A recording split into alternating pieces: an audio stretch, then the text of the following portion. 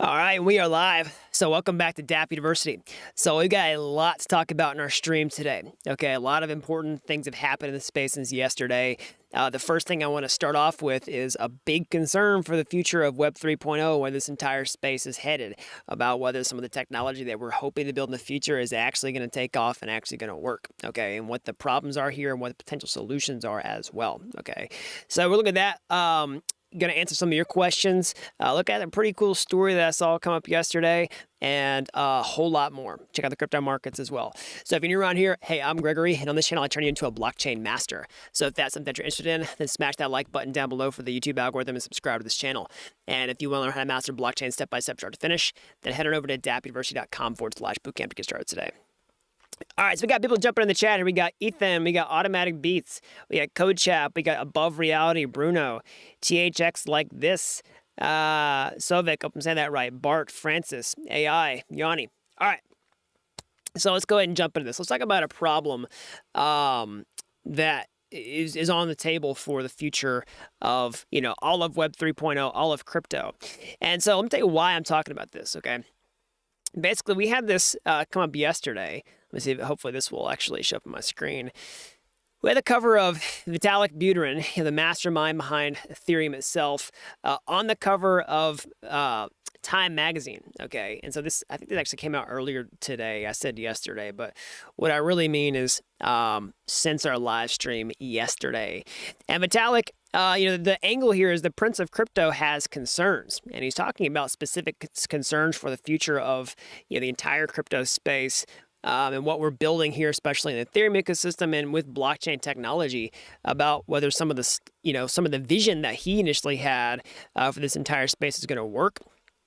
So let's pull up the article here.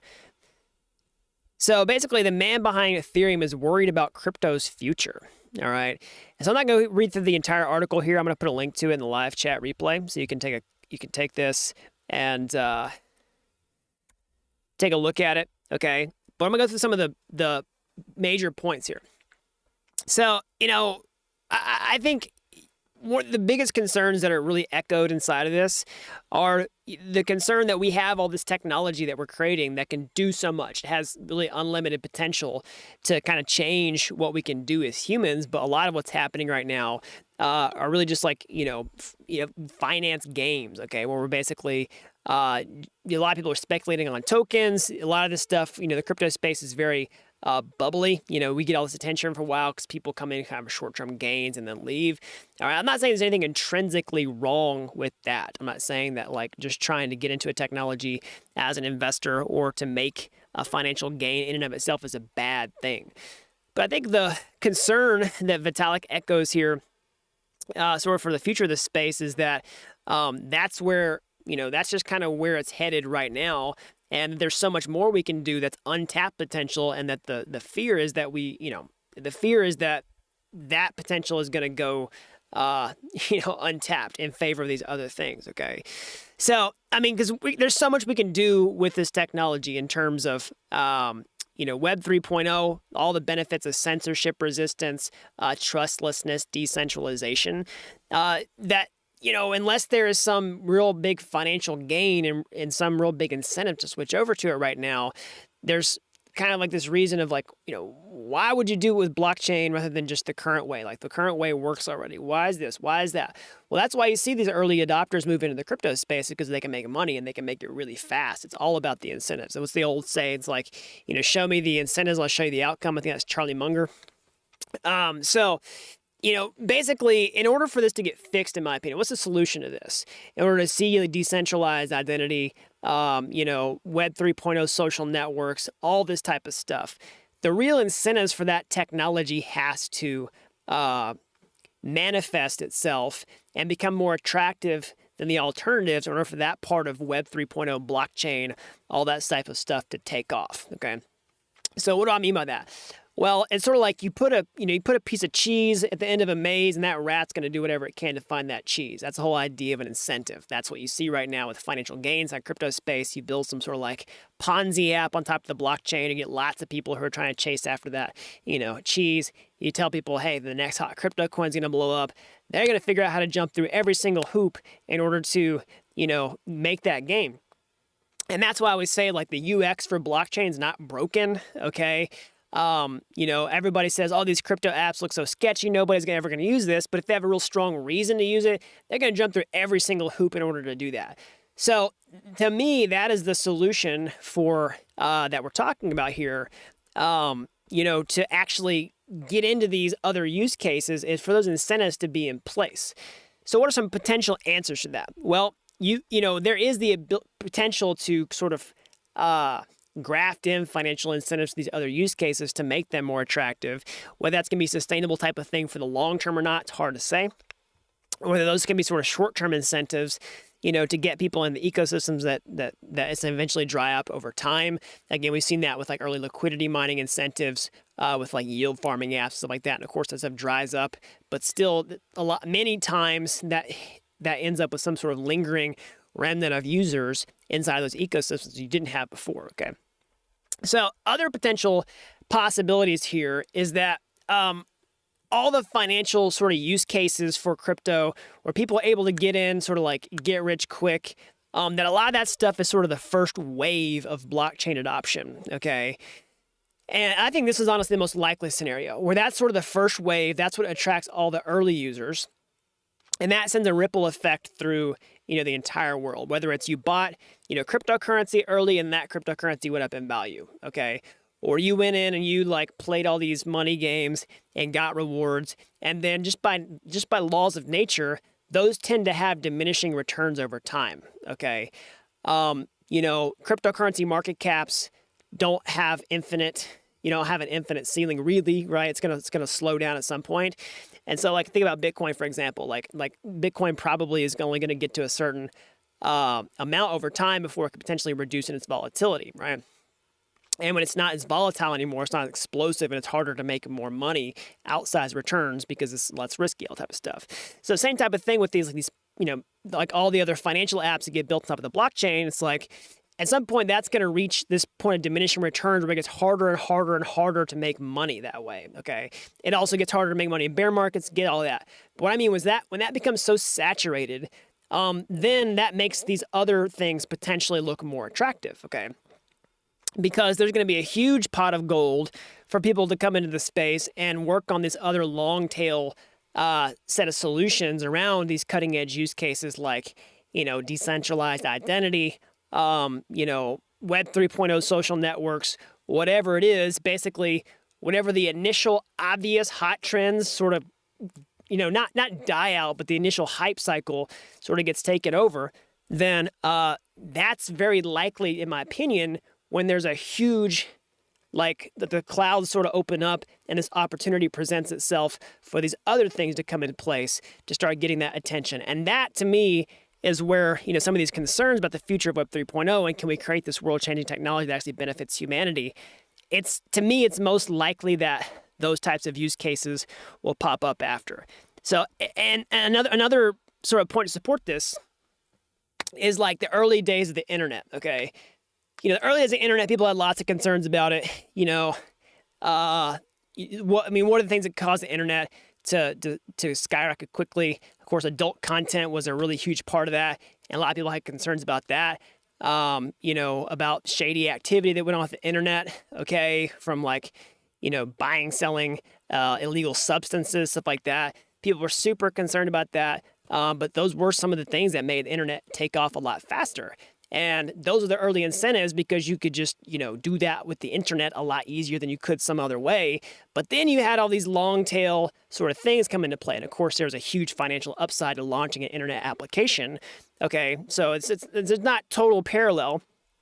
But what I'm saying is the things that people are most concerned about, those will likely get saturated early and then can make space for sort of this long tail set of use cases that build out a more robust future for Web 3.0 that sort of silences maybe some of the concerns here. So that's what I would say. I'd love to hear, Vitalik's response to that. You could read some of that in the article. Definitely check that out. It's definitely worth your time, worth the read. Okay. But that's kind of where I think this space is headed. And I do share some of those concerns because I think we do want, the entire crypto space to extend beyond what's just happening with money I don't think there's anything wrong with being here for financial gain. That's not a bad use case in and of itself, okay?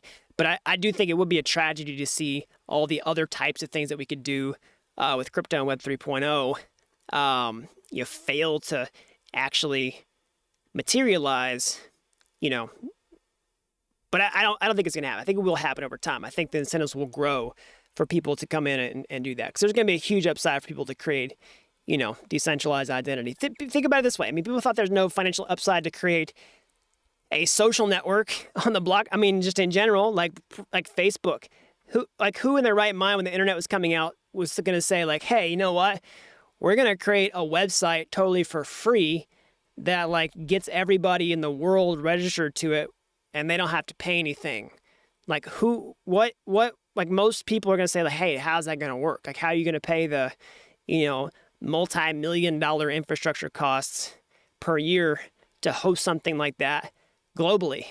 But you don't know what you don't know yet. You don't know about getting in there and realizing, oh, Facebook actually makes a lot of money, and that's their flagship product. And there's huge incentives that sort of came out much later. And that was late in the game in terms of internet adoption as Web 2.0 was already starting to take off. Okay, so I think it's another similar type of thing where we kind of don't know we don't know yet with crypto. Of course, somebody like Vitalik's going to be 2, 3, 4, 10, 100 steps ahead of the average person, even the average smart crypto person.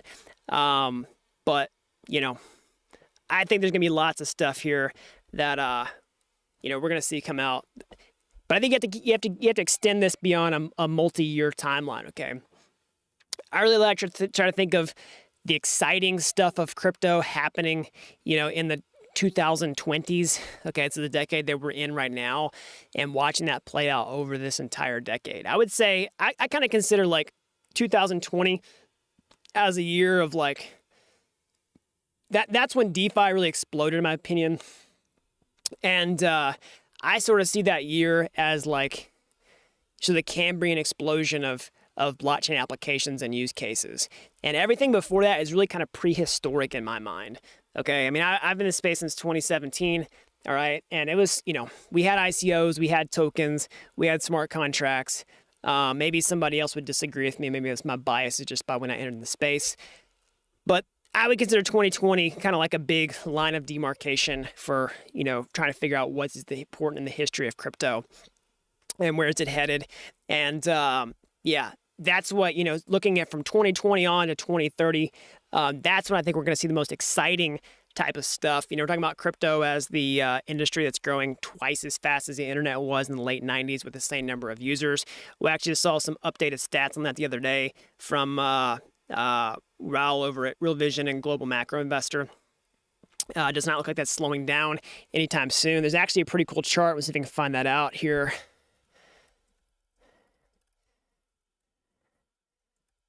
I'm going to pull it up. So basically it's showing it's an updated thing about how fast crypto is growing. And if you keep this trend on to the 2020s, right, then you can kind of just see where this goes. And you can also say you have people who are going to doubt, crypto prices are down like this, hey, what's going to happen to user growth, what's going to happen to network growth? Some of that stuff slows down, right? But it's not one of those things that, just totally falls off a cliff or anything. And you can kind of visualize in different scenarios on where, that heads over time. And it doesn't look like it's, even the bad scenarios make it, and I say bad, even the ones that, underperform expectations are still really fast on the grand scheme of things. So let me just pull that up here. It's pretty crazy. Let me pull it up on my screen.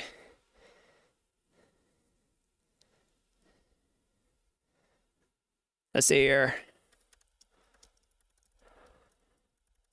So I can't find the chart off the top of my head.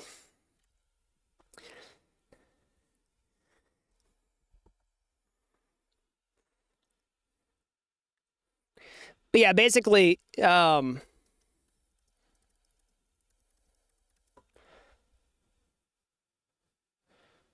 see if this will work. Yeah, I think this is it right here.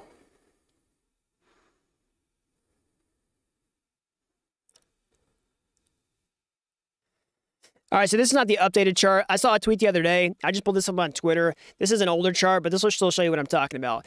This is from May 13th, 2021, so it's about a year old, okay? But you can see this was from last year. Is basically like, you know, where crypto's growth is versus where the internet's growth was, okay? And you can see that, you know, going on through here. Let me just pull it up on my screen. I think this will work better on Twitter. Sorry, I'm getting used to the format here. But you can see, like, you can see that line going up, right? And if you see this saturate, you know, through the 2020s, kind of like I'm talking about, up to 2030, that's 4.3 billion users, okay? 4.3 billion users. I forget what the, you know, total population is of the world right now. Somewhere 7 and 8 billion. Let's see here, world population. Okay, so if you look at this, like if I pull it up on Google, and you look at the expected global population, all right, the expected global population by 2030, the expected global population is, well, let's just see here, most populous countries. Okay, actually, I think I got the stat wrong here.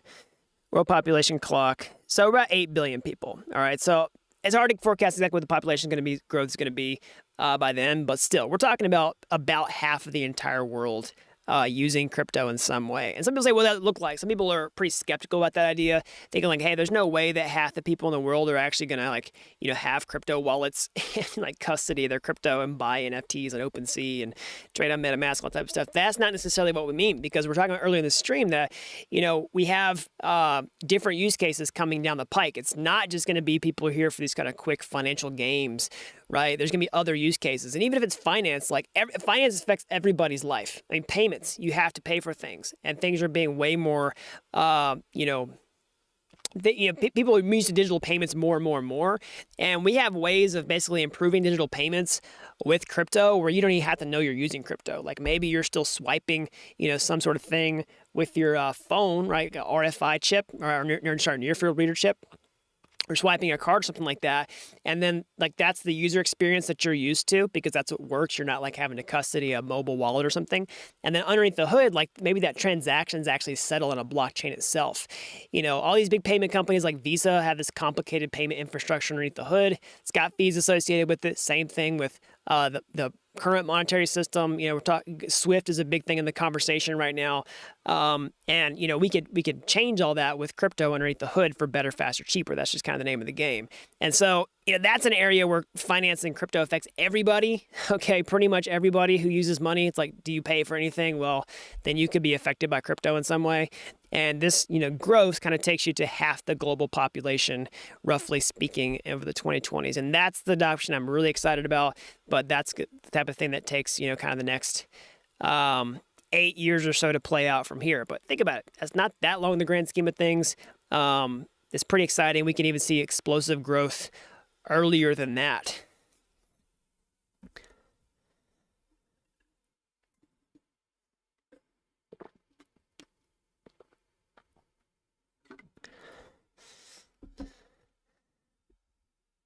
Somebody says, I'm here by accident.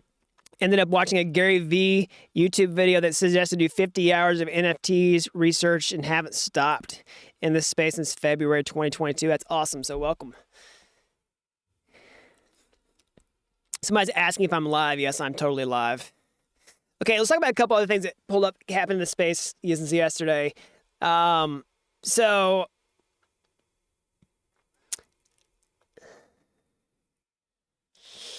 I did see a little bit of concern come up yesterday with this, talking about crypto. So basically, let me pull this on my screen here. So this is, I saw this week come up kind of around like some legislation concerns with crypto. So a rush knee-jerk bill was introduced in Congress. It flies in the face of what the industry, the administration's own experts say about cryptocurrency sanction risks. Okay, so let me just pull this up.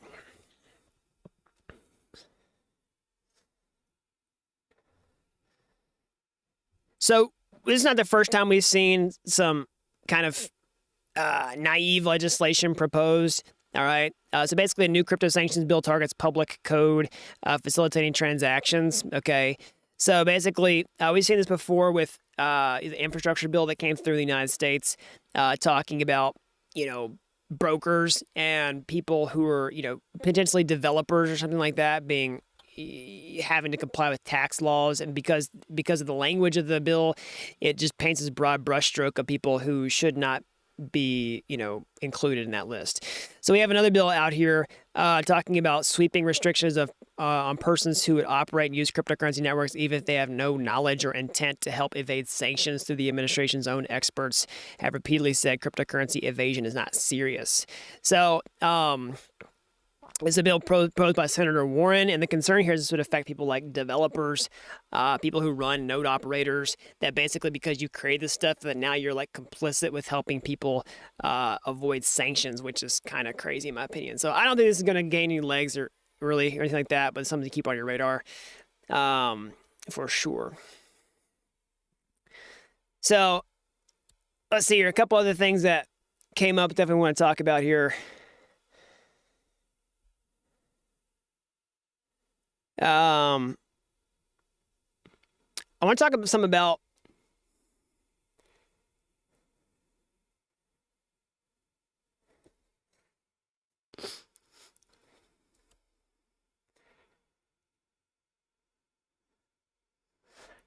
some about the Ethereum 2.0 network and what's coming out, and a big conversation around this, essentially, which is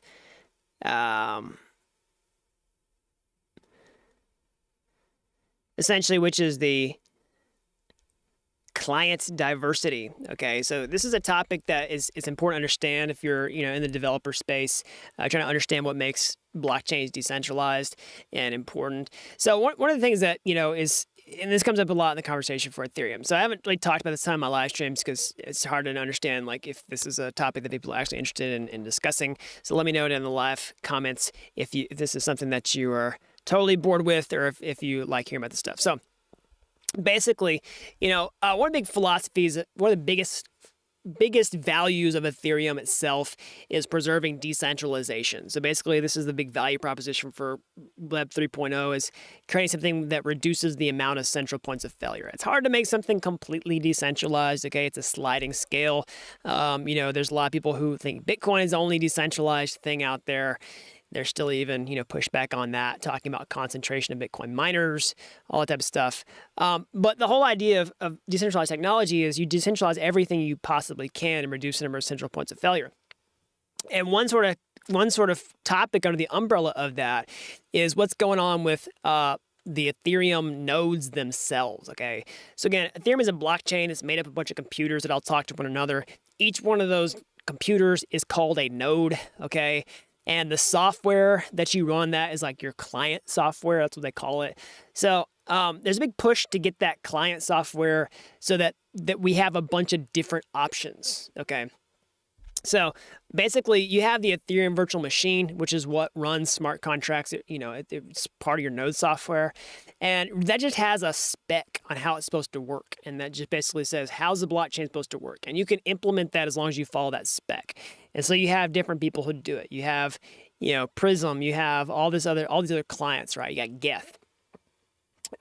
You got all these different things, right? We've seen parity clients in the past. And so there's a big push to try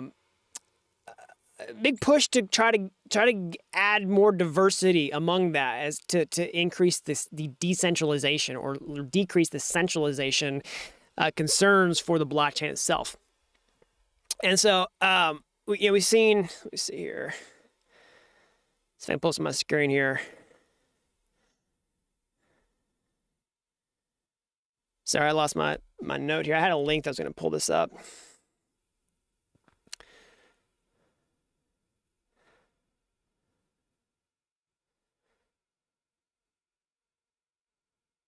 All right, here it is. So here's Coinbase Cloud's sort of perspective on this. All right.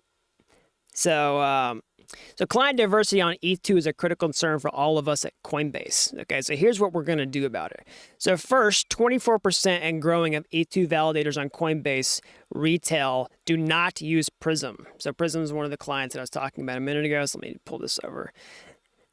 Making it more diversified for the staking pool. So basically, the whole idea here is a lot of people who are going to be running validators on ETH 2.0 are going to be cryptocurrency exchanges. And a lot of people don't like that idea. So like, why should exchanges be running nodes? Like, should be individuals. There's going to be lots of individuals, but just by the reality, there's going to be lots of exchanges too, okay? And basically the best trade-off is having more exchanges do it to increase that decentralization, all that type of stuff. But even within the exchanges themselves have more decentralization and client diversity.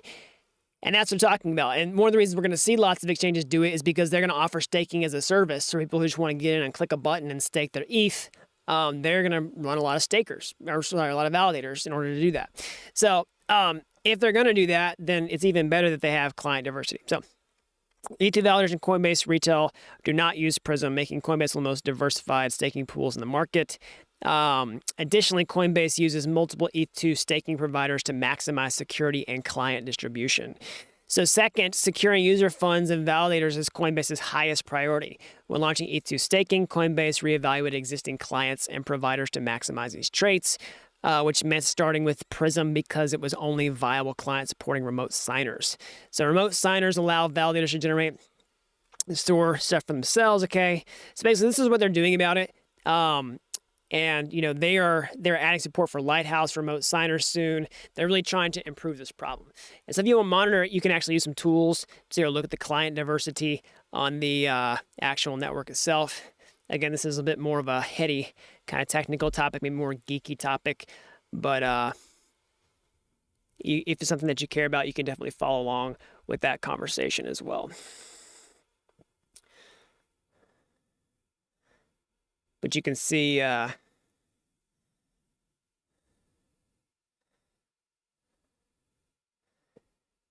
some of these stats here. Okay, you can see like the Prism usage, Coinbase usage, Kraken usage, Lido, Binance, different providers, right? You can keep track of those stats here. I'll just put a link to this in the live chat replay.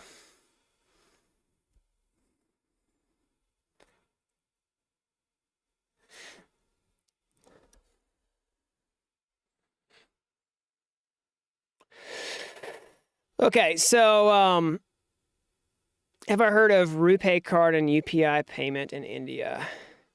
Yes.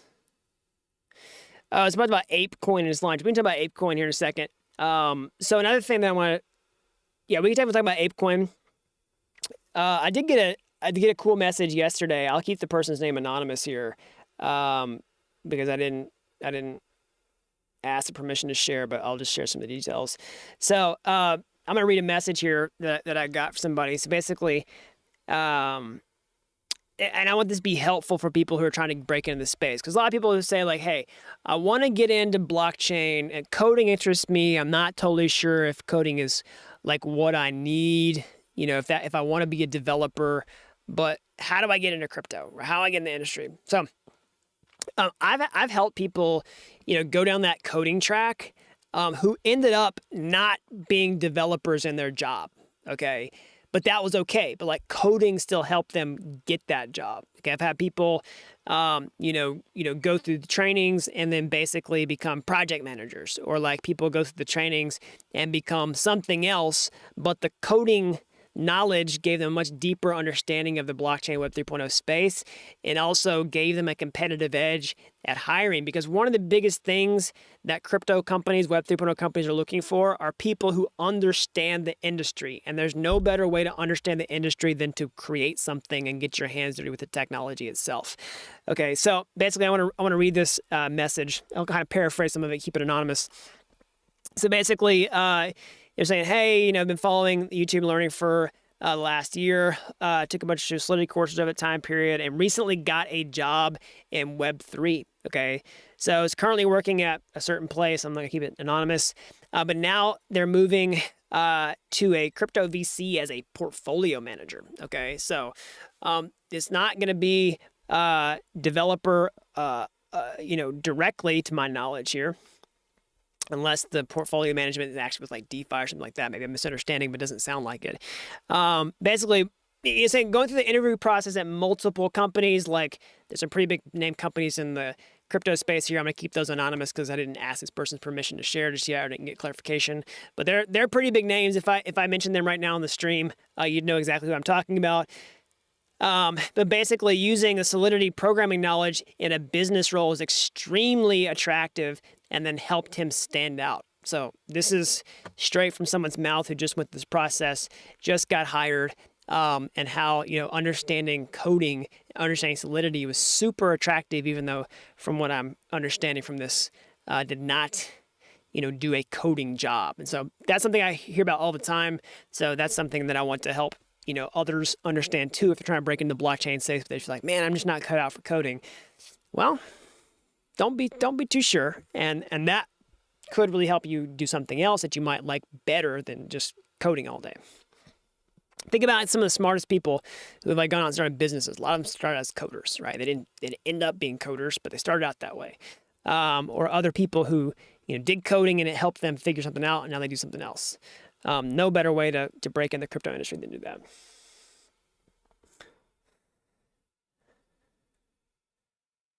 So somebody's talking about ApeCoin. So yeah, I've been following this. I don't follow it a lot. But basically, I haven't followed all the details on it, but essentially what's going on is Bored Ape Yacht Club. This is my understanding. If I'm getting the details wrong on this, correct me in the live chat replay. And I'm looking at this story. It's giving me a server error when I pull it up. But basically, Bored Ape Yacht Club, the most popular NFTs out there, has been in the news like crazy. The company that created, or I guess owns the rights to Bored Ape, I'm not sure how it all fits in, but the entity responsible for Bored Ape Yacht Club in some form or fashion acquired the intellectual property right to CryptoPunks. They've had a big wave for that. All right, I have a feeling this was no accident that they talked about this right before this thing launched. Okay. So basically, the Bored Ape Yacht Club also just dropped a token called Ape Token, and I cannot pull it up on my screen here. I don't know why. It's just to give me a database error. Okay. What they did was, my understanding is they basically airdropped NFT holders a bunch of tokens. And so I want to give some of my commentary on this and what I think is happening with the economics. So basically, Ape Token tied to Bored Ape Yacht Club sinks 80% in opening hours. So honestly, this doesn't surprise me. So for lots of reasons. So number one, my understanding of what happened here was people who held Bored Apes, basically got these tokens for free, and they started trading on the open market. And then, the Ape token started tanking in value. So, I have a feeling what's happening here is essentially this is kind of a play to monetize your apes, right? To monetize the liquidity for the apes. Because basically think about it. Like if NFTs are kind of, have been a little bit of a bear market, and let's say people aren't, super, ready to buy these really expensive Bored Ape Yacht Clubs. So how could you make that better? How could you make more money off this asset that's currently hard to sell? Well, you could drop a token and then say that you need to hold an ape to get one of these tokens. And so that could increase the value and demand for the apes themselves, which could bring the value of your NFTs up, and then also increase the likelihood that someone's going to buy that NFT to get this token. While simultaneously, you can get airdrop tokens, and then you can just instantly sell those airdrop tokens and your apes, and then you just get double money. And so that's why to me, that looks like the most plausible reason why you're going to see this token absolutely tank in value in 80%, in a really short amount of time. That happens. It's not a new story for airdrop tokens. What do people like to do with free money? They like to just sell it and take the free money and take their chips off the table when they can. Now, some of that could be because of the bearishness we've seen in the marketplace as of late, right? If it were a raging bull market, maybe people wouldn't want to take the profits. Maybe they'd be greedier. But that's not the case right now. And that could be an additional factor in why you see this token just tanking in value. Okay.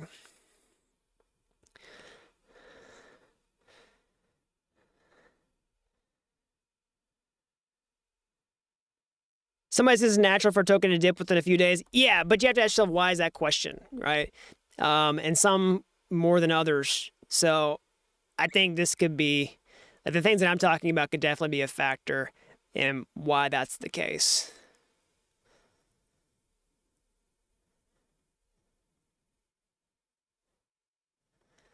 So it'd be nice to hear about other jobs in crypto. Yeah, definitely check that out. I mean, we've got stuff like, I just been talking about the streams last week, Consensus raising $450 million, having a ton of open roles. It's absolutely crazy. There's lots of companies in this space who are building and hiring. You can just check any of those out. You can go to cryptojobslist.com for sure. Check out those. You can filter by technical roles. You can filter by Solidity developer, regular developer, Web3, NFT, marketing if that's your thing, intern, okay, if you're just trying to get your foot in the door somewhere, compliance, community. There's all types of stuff. And again, having crypto knowledge gives you a huge edge in any of this stuff. So if you just want to be a community person, just you have to understand crypto in order to be a community person. And what better way to do that than to get your hands dirty with the tech? That's what I teach you to do on this channel. And even if you don't be a coder, you just want to be a community manager. Well, if you're a community manager for the NFT project, but you have an idea about how the code for that NFT works, man, you're going to be so much more valuable than somebody else. Like, so much more valuable.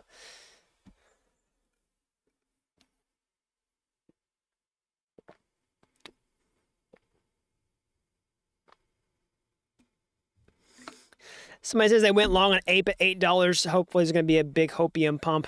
Yeah, maybe. The get rich quickers. LOL. All right, so let's look at, I do want to take a quick peek at what's going on with the crypto markets and kind of give you my thoughts on what's going on here. All right, I'll pull up a pretty unsophisticated chart on the unsophisticated chart here.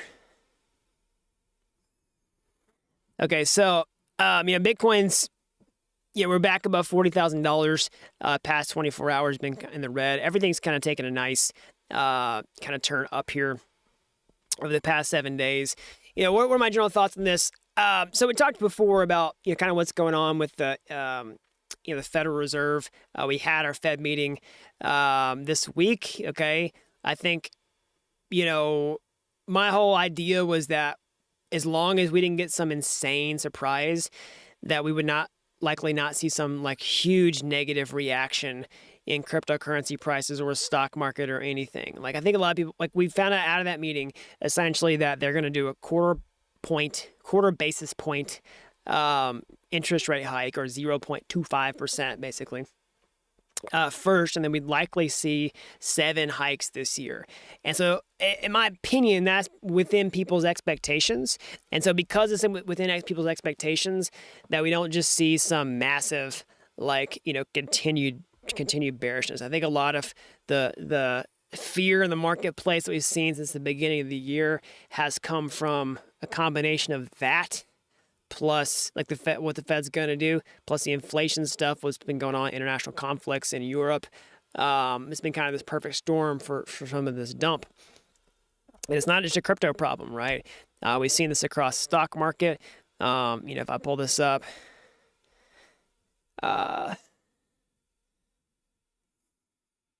they pull it up, you can see what's happened with the S&P over the past year. We saw this big dump. It's been, basically negative year to date.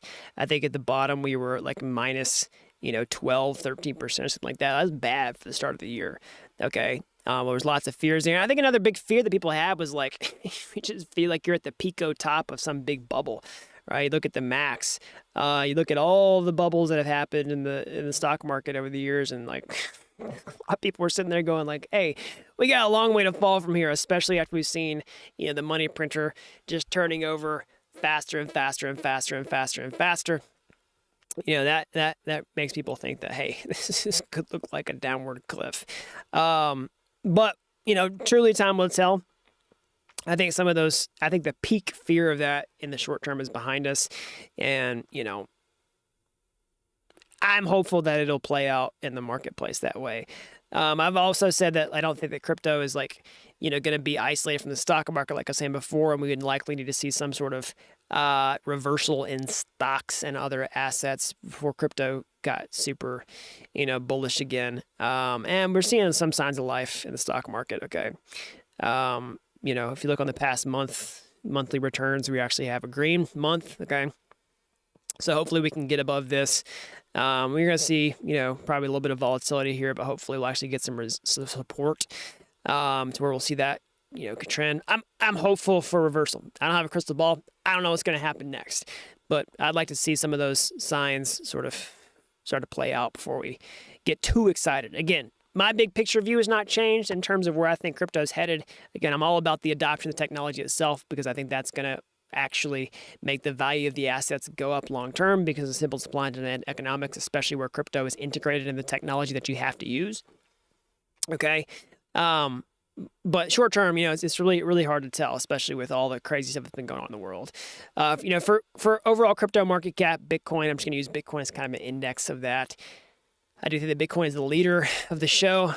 I mean, I want to see it get above, some of our, I want to see it get above, these like $45,000 levels and start holding that as support. I could throw a real fancy, sophisticated chart on the screen with like Trading View and show you all the moving averages, and maybe I'll have that pulled up for another day.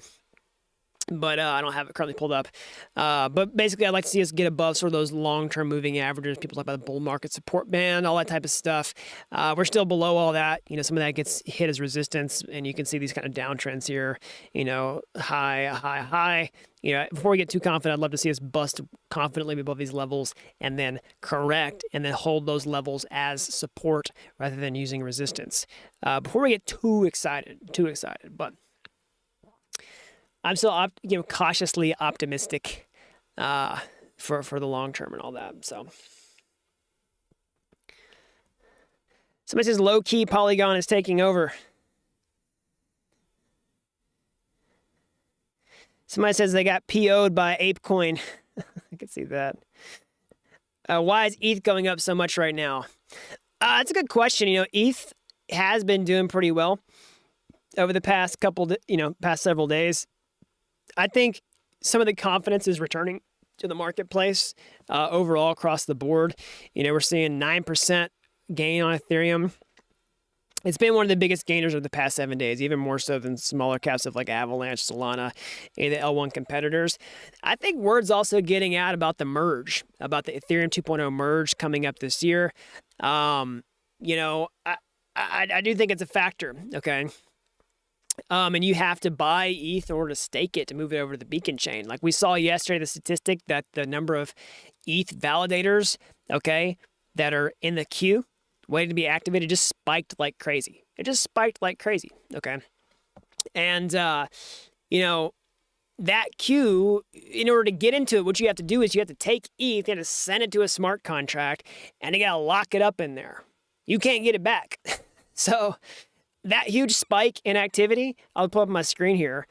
Somebody had to buy ETH and lock it up to where it can't be sold. Okay, so you just made ETH more scarce, assuming that all the ETH, all the demand going back to the market. We just took a lot of ETH off the market. And if the demand is the same across all these assets, which it's not, but let's just assume it is, then it stands to reason that the price of ETH would increase based on that, just by simple supply and demand economics. Now, I don't know if that's the total factor, but it could be a potential explanation. Let me just pull it up. I'll show you. I was talking about this on the live stream yesterday. Go check that out if you haven't already. But basically,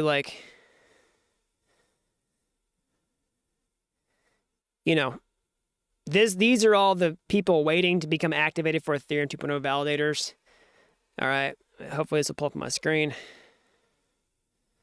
And that just spiked like crazy. Like here's where it was before. Like when we first launched the beacon chains, like this huge bubble of people, and then it kind of cooled off. Another huge wave, right? And then now we're seeing a big spike, almost the same size as the peak before. Like we're above this second high. This was, what would you call this? 90%? 90% of the peak? 90% of the peak in short-term activity just got taken and locked into a smart contract. It can't get back until after the merge. Okay, so all that ETH just got taken off the market, is not for sale. We're burning ETH. ETH's becoming more scarce, and whenever the merge happens, ETH's going to become deflationary. Most likely, assuming that the network activity stays the same.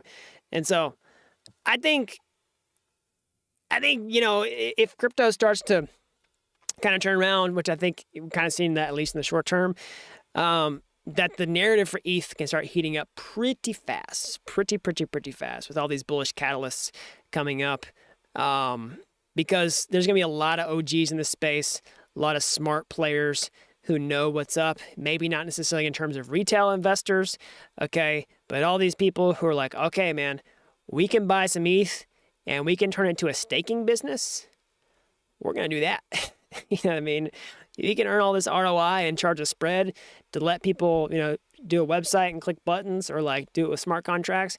We're going to do that. So we're going to get ahead of that opportunity. We're going to buy all this ETH. We're going to lock into a smart contract. We're going to give you a way to stake it. But for now, all that ETH's off the marketplace.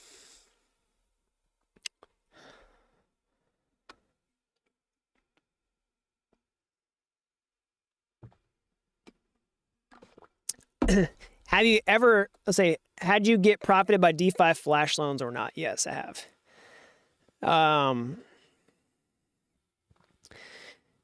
Somebody says, so think Polygon network will be the network for businesses that don't want to fit the higher gas fee. Yeah, there's always going to be use cases for people who want certain values in a blockchain and not. Different blockchains will have different values. I think that decentralization is going to be a really, really, really important value for a world computer. And that's why I'm so bullish on ETH long term, especially as layer 2 start to gain adoption. Got a lot of amazing layer 2 stuff coming out soon.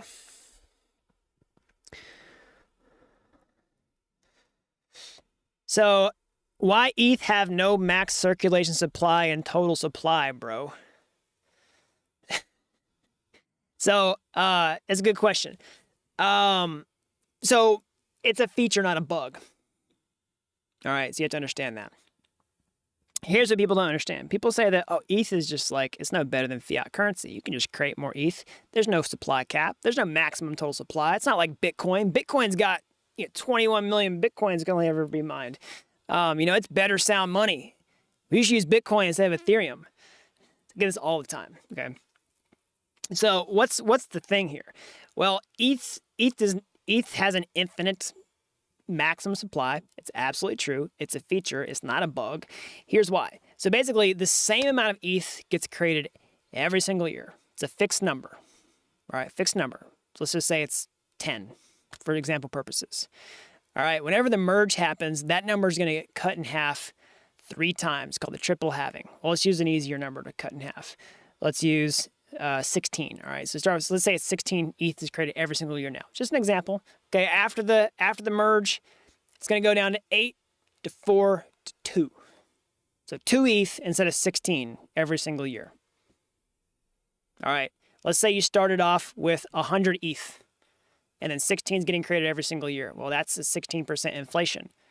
After that merge, it's 2% inflation. So the percentage goes, and then you do that every single year. So the same number of ETH is going to hit the blockchain every single year, but the supply keeps growing, so the percentage of inflation goes down. And so why is that? Well, you ever ask yourself, what happens when the last Bitcoin gets mined? What happens? What happens when there's no more Bitcoin to get created? How do miners get paid? They get paid through fees, okay? And so fees are, like a network that runs only on fees is not a good design. It's got security risks associated with it. So in order for ETH to be ultrasound money, to be secure money, to where you don't have a network that runs off fees forever, you got to keep making ETH so that you can keep paying validators from the blockchain itself. They get paid 2 ways, from the blockchain, block reward, block subsidy, whatever you want to call it, and then the fees from the network. You need both for a secure network long term. That's why ETH has infinite supply. It's a feature, not a bug. The inflation goes down over time. And it's actually going to be deflationary with ETH 2.0 merge, like I was talking about, because that triple halving, and we burn ETH whenever new transactions are created. And that's what it is, okay? So hope that makes sense. My camera is literally about to overheat. I've streamed longer today than I normally do. Just kind of trying things out here. Let me know if you like the longer stream in the comment section below. Or if you got bored to death. I love your feedback. I appreciate everyone here. So as always, smash that like button down below for the YouTube algorithm. Subscribe to this channel if you haven't already. That really helps the videos out so the more people learn about blockchain. And if you're as fascinated with the technology as I am, you want to get your hands dirty, how can you get started today? Well, you can go to my YouTube homepage. You can find my free courses there. They're like Udemy courses, but they're totally free. And if you like those and you want to take the next step, or hey, maybe you want to take a master shortcut entirely, I should become a blockchain master step-by-step from start to finish over at dappuniversity.com/bootcamp. You have to be an expert to get started today. Help people with zero coding experience become real-world blockchain developers in a matter of months. So that's all I've got. Until next time, thanks for watching Dapp University.